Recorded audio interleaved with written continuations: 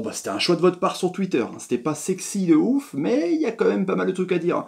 Cardozo, peut-être qu'il sauve sa peau, peut-être, hein, parce qu'il était un peu chaud patate avec l'ami Kita, et puis Caen qui continue son petit même de chemin. Pas mal de trucs à dire. Salut à tous, footeuses et footeux de la famille, c'est Thomas. Fin du match entre le FC Nantes et le SMC à la Beaujoire, dans cette troisième journée, le multiplex de 20h de la Ligue 1, Conforama, Vogica, Igena, Paul Troyen Sofa, Castorama, tout ce que vous voulez, Cadériment A et des meubles en kit, un but partout, un but de Crivelli et égalisation de Emiliano Sala, qui encore une fois, quand il rentre, il marque des buts, hein, je sais pas, il est un peu en balance, pareil aussi avec Kita, partira pas.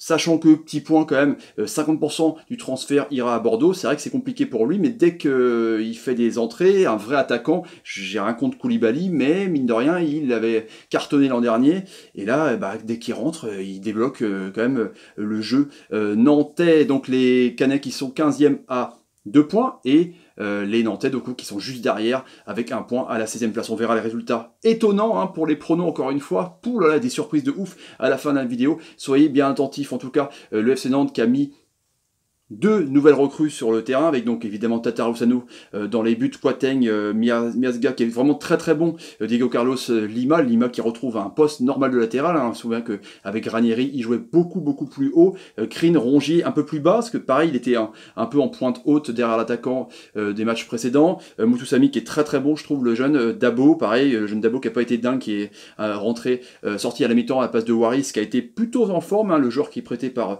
Porto, Koulibaly justement un peu transparent, et Evangelista le brésilien, et puis Mercadal qui a mis 6 recrues. Alors c'est le grand changement parce que le jeu à la canaise en contre qu'on connaît depuis des années, là c'est Mercadal veut essayer de mettre un peu de possession, ça a marché pendant 10-15 minutes, après ils sont restés en bloc bas, et ils ont laissé le ballon au Nantais avec le pressing nantais, hein, le bloc super haut, Samba, Imoru, Djekou, l'ami Baïs qui a été très bon jusqu'au penalty, mais bon en même temps, au bout d'un moment, à force de subir, bah, quand tu te fais prendre dans le dos, tu fais malheureusement un mauvais réflexe, et en plus il est sorti, il a laissé ses potes à 10, Gilbert, Farge Onangue, très important, donc le système un peu 4-5-1 en défense et 4-4-1-1, un peu compliqué, Ninga, Bamou qui donc repique souvent numéro 10, Chokunte qui est derrière l'attaquant, Crivelli.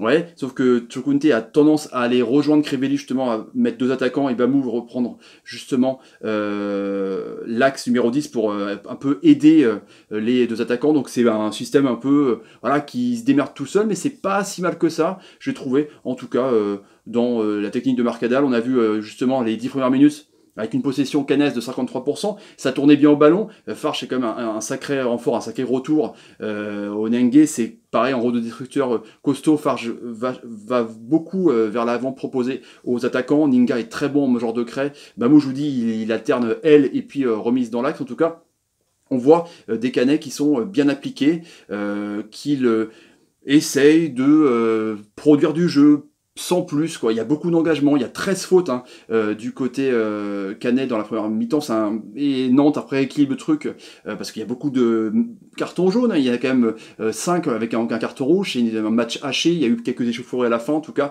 on voit que Cardozo, qui veut mettre un jeu de possession en place, justement, n'arrive pas et balance des ballons longs devant sur Koulibaly, qui est un peu, malheureusement, voilà, un peu mal embarqué, justement. Après, il y a une première occasion assez intéressante avec donc une remise dans l'axe, une récup de Evangelista, donc une belle frappe, mais c'est repris de justesse par Baïs, qui a été énorme.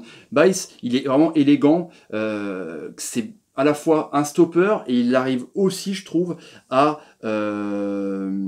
de façon intelligente relancer sans trop prendre de risques. C'est vraiment intéressant, j'ai trouvé. Après, pour Nantes, il y a eu un coup franc de Rongier, mais assez au-dessus. Voilà, on voit que Chokunte, je vous dis, hein, il est un peu isolé, du coup, Crivelli est encore plus isolé. Enfin, il y a... C'est un peu bizarre comme système de Mercadal, et en plus quand il va se retrouver à 10, ce pauvre Chokunte, il va être tout seul devant. Mais l'alimentation de devant, dans ce système, j'ai trouvé ça dingue. Je préférais en tout cas, pour ma part, mettre Bamou en numéro 10. Et après, il y a donc, contre le cours du jeu, peut-être occasion de Caen qui a seulement 3 tirs dans ce match et 2 cadrés et 1 but. Belle ouverture de Farge sur le côté, Ninga, mangeur de craie, il centre fort et Crivelli reprend un but à 0. Donc c'est vraiment mal payé pour les Nantais, mais bon, c'est Caen qui reprend du coup, comme l'an dernier, un peu le jeu de contre, mais ça fonctionne, du coup, ils subissent, ils subissent, ils subissent, et il n'y a pas grand chose à dire, même Caen a peut-être pu bénéficier aussi, il y a une faute sur Chukwunte justement, qui est déséquilibré, mais l'arbitre ne dit rien, l'arbitre était plutôt assez correct, et puis la meilleure occasion de Nantes, c'est Mutusami justement, qui voit sa balle mourir à côté du poteau, là, c'était un peu compliqué, mais en tout cas, une belle mi-temps, avec la possession justement qui revient à Nantaise, 56-44, avec donc, je vous dis, pas mal de centres de chaque côté, des fautes, beaucoup de fautes, et puis les Nantais qui n'arrivent pas, qui tirent, mais qui tirent soit au-dessus, qui sont pas...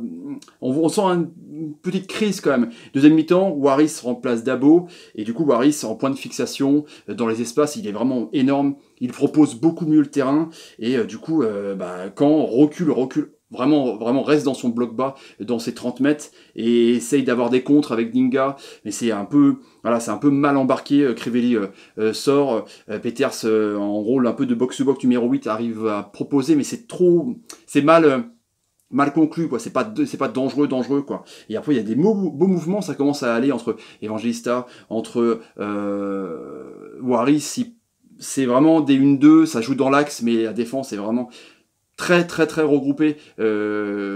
Canez, Nantes écarté plus en première mi-temps, mais là je pense qu'il rentre trop dans l'axe, que Waris propose plus pour essayer de faire des remises, et du coup Baïs il est vraiment vigilant, il est vraiment super intéressant je trouve. Après Salah rentre, comme contre Monaco, il marque, et ensuite après Caen essaye de bloquer, fait beaucoup de fautes, c'est vraiment haché.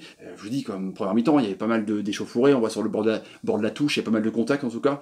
Et ensuite, il y a un beau mouvement en triangle où ça dédouble bien, on voit que Baïs est pris de vitesse. Il a la lutte avec Waris, mais il prend le bras, enfin le bras de Waris est derrière, du coup il prend le bras, donc penalty, l'arbitre n'a même pas de variole à appeler.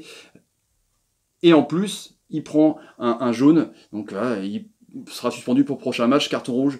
Et Salah, voilà, comme je vous disais, il rentre. Et après, c'est un pénalty, il faut le marquer. Il trompe à contre-pied l'ami Samba. Ensuite, on voit Caen qui essaye de rester vigilant. Et Nantes qui, justement, veut gagner, mais est trop maladroit, et pousse trop et s'amuse à faire des... Enfin, s'amuse non, mais ils font beaucoup de fautes, je trouve. C'est un peu échangé, ils équilibrent le nombre de fautes. Et on voit Caen a plusieurs coups francs, a plusieurs propositions intéressantes. Ils auraient pu, pourquoi pas, marquer aussi un but par Ninga qui est repris de justesse, mais Nantes n'y arrive pas. Nantes s'engouffre trop dans l'axe alors qu'ils écartaient sur les côtés en première mi-temps, donc c'est un peu étrange. En même temps, c'est une équipe aussi qui était en crise de résultats qui ouvre son compteur. Donc les tops que j'ai aimés, Bochilia pareil, l'entrée est très bien, il y a beaucoup de coups francs qui sont tirés sur Samba, vigilant. J'ai bien aimé l'entrée de Salah aussi. Rongier en plus bas, forcément, il a moins de rendement quand il est plus haut pour proposer. Est-ce que c'était intéressant contre Monaco, j'ai trouvé. Et puis Caen, qui a voulu mettre en place un jeu de possession au début, mais qui visiblement après a laissé le ballon et ça a réussi sur cette percée de Ninga, donc c'est intéressant. C'est 6 recrues, c'est tout nouveau, Mercadal vient d'arriver. C'est pragmatique, à voir en tout cas sur ce qui va se passer avec cette équipe-là. J'ai bien aimé Bamou, en tout cas il a été assez disponible, je vous dis, il a alterné dans l'axe et puis sur les côtés. Farge est vraiment très bon. Et puis Baïs, malgré son carton jaune, c'est pas non plus, deuxième carton jaune, c'est pas non plus de sa faute, mais voilà, il provoque le penalty, à force de reculer, à force de bien défendre, c'est lui qui est mis plus en lumière parce que c'est lui qui compensait les erreurs défensives que ses potes faisaient, du coup il est obligé de faire penalty. Voilà les amis pour le débrief du soir entre Caen et Nantes. Et sinon Nice a pris une pile contre Dijon. C'était ça, franchement, c'est assez compliqué pour Diviera. J'avais vu un nul parce que je pensais que Nice avait du mal, mais là ils ont pris une pile. Amiens est allé foutre un carton aussi 4-1 à Reims qui était en forme de ouf. Du coup, Montpellier, Saint-Etienne a fait 0-0, c'était pas non plus terrible. Et Toulouse a marqué avec Gradel 1-0 contre Nîmes. Voilà donc les amis pour le débrief du soir. On verra tout ça, les résultats dans On parle Ligue 1 lundi. Et si vous avez envie de belle chaîne, n'hésitez pas, tapez sur ma ganache, partagez la vidéo sur Twitter et Facebook. Je mets souvent des sondages sur Twitter et Facebook, c'est assez intéressant, donc suivez-moi sur Twitter et Facebook aussi. Mettez des pouces quand l'ami Rongier vous fait des bonnes passes ou quand l'ami Bamou vous fait des bonnes passes, ouais, carrément. Et abonnez-vous, j'ai déjà dit, c'est bien pour tout. Allez, bonne nuit les amis. Salut et salut. Pas un match de dingue, mais c'est pas mal quand même, c'est pas mal.